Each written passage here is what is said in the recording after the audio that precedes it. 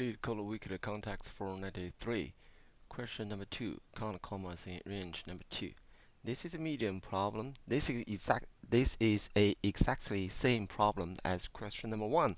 The only difference is the range, which gonna bring us more commas for each number. But the way we are solving this problem is the same. First step, anything less than 1,000, there's no comma. Anything between 1,000 and 1,000,000, there's gonna be one comma.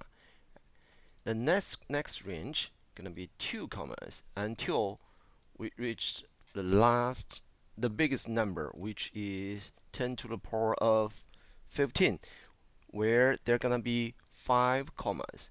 We add these together all up. That will be our final result. That's the solution. We're gonna solve this problem.